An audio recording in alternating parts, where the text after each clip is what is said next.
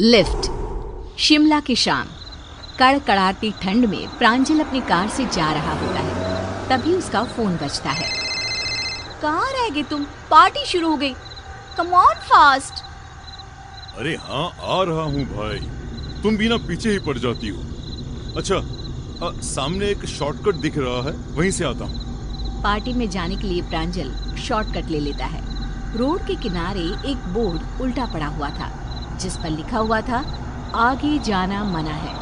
पर प्रांजल हड़बड़ी में बोर्ड की ओर देखता नहीं और उसी रास्ते पर चल देता है। रास्ते में एक हाथ प्रांजल की गाड़ी को रोकता है। हाथों में लाल चूड़ियां, मेहंदी, मानो नई नवेली दुल्हन हो। प्रांजल गाड़ी रोकता है। जी कहिए। मैं भटक गई हूँ, मेरी मदद कीजिए। इतने घने जंगल में मेरे फोन का नेटवर्क भी काम नहीं कर रहा। डोंट वरी, मैं भी शहर की तरफ ही जा रहा हूँ। मैं आपको ड्रॉप कर देता हूँ। वैसे इतने घने जंगल में इस हालत में आप, लगता है कि आपकी नई नई शादी हुई है। बहुत ठंड है, गाड़ी के अंदर आकर बात कर सकती हूँ? I am sorry. ये लीजिए मेरी जैकेट और आप अंदर आ जाइए। सोनिया प्रांजल का जैकेट पहनकर उसके बगल की सीट पर बैठ जाती है। आई एम सोनिया, मेरी शादी नहीं हुई, होने वाली है। आज सुबह को ही मैं कुछ काम से यहाँ आई थी और रास्ता भटक गई। दोनों में बातचीत शुरू हो जाती है। धीरे धीरे अंधेरा होने लगता है। प्रांजल फ्रंट मिरर में देखता है कि पीछे की सीट पर कोई लड़की बैठी हुई है और धीरे धीरे हंसती हुई उसकी ओर देख रही है।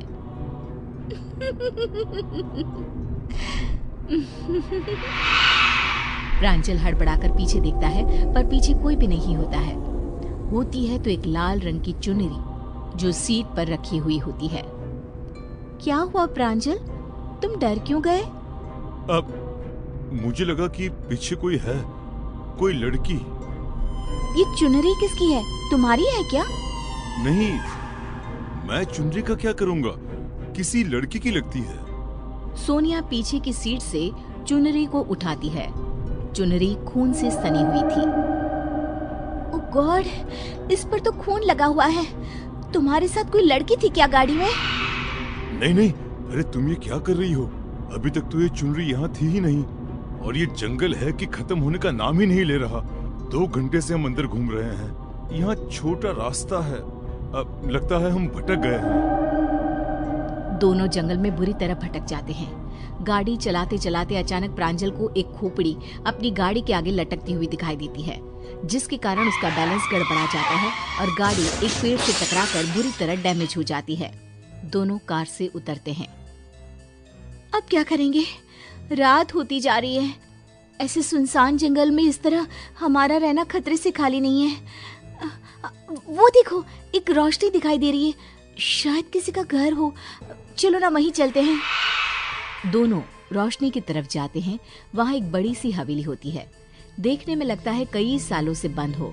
उसमें से एक अजीब सा लंबे कद दाढ़ी वाला आदमी निकल कर आता है, जिसे देखते ही सोनिया डरने लगती है। वो अपनी आंखें बड़ी बड़ी कर सोनिया की ओर देखते हुए कहता है, लगता है भटक गए हो। ये जंगल है ही ऐसा, यहाँ अक्सर लोग भटक जाते हैं। कई साल पहले इस हवेली के मालकिन की बेटी भी भटक गई थी। कैसा अजीब आदमी है ये। इस जंगल से बाहर निकलने का कोई रास्ता बता सकते हैं आप? इस जंगल से कभी कोई बाहर गया है भला? अब क्या मतलब? अरे मैं तो मजाक कर रहा था। रात भर यहाँ पर ही ठहर जाइए, सुबह ही जंगल से बाहर निकला जा सकता है। प्रांजल और सोनिया हवेली के अंदर जाते हैं। अंदर एक चेयर पर उन्हें शादी का जोड़ा खून में लिपटा हुआ दिखता है। इसी जोड़े का दुपट्टा तुम्हारी कार में था ना प्रांजल? ये सब क्या हो रहा है? कहाँ फंस गए हैं हम? तभी प्रांजल को ऐसा लगता है कि उसके पीछे से एक साया लाल जोड़े में एक झटके में पार हुआ हो और उसके पीछे मुड़ते ही पूरी हवेली पायल की गूंज से चहक उठती है। प्रांजल अपने आसपास देखता है, पर सोनिया कहीं नहीं होती। वो मानो अचानक ही अदृश्य हो गई है। उसे ढूंढता हुआ प्रांजल महल के बाकी हिस्सों में जाता है। तभी दीवार पर उसे खून रिसता हुआ दिखता है। ये दीवार से क्या रिस रहा है? अरे ये तो खून है। दीवार पर टंगी एक फोटो जो कपड़े से ढकी थी, उसके पीछे से खून रिस रहा था। प्रांजल फोटो के ऊपर से कपड़ा हटाता है तो वो फोटो सोनिया की थी। प्रांजल के कपड़ा हटाते ही जोरों की हवाएं चलने लगती है। तस्वीर नीचे गिर जाती है। प्रांजल घबराकर बाहर भागता है। हवेली का दरवाजा अपने आप बंद हो जाता है। यहाँ जो एक बार आता है वो फिर से लौटता नहीं है। सोनिया जी हमारे मालकिन की बेटी थी। शादी के दिन वो छत पर खड़ी इंतजार कर रही थी, पर एक दुर्घटना में बारात में शामिल सभी लोग मारे गए। ये खबर सुनते ही छोटी मालकिन छत से कूद पड़ी। कुछ समय बाद बड़े मालिक और मालकिन भी मर गए। तब मैं बहुत छोटा था, इस घर के वफादार नौकर का बेटा, और आज भी मैं अपनी वफादारी निभा रहा हूँ। सोनिया मैडम रोज इसी जंगल में अपने पति को ढूंढने निकलती है, और आज काफी दिनों बाद उन्हें तुम मिल गए। ये क्या कह रहे हो तुम? इस रास्ते पर कोई नहीं आता है।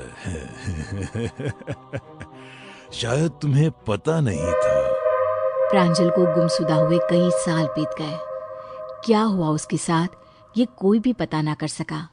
ना प्रांजल की लाश मिली, ना कभी उसका कोई कॉल आया। एक लिफ्ट इतनी भारी पड़ेगी ये प्रांजल ने शायद कभी नहीं सोचा होगा।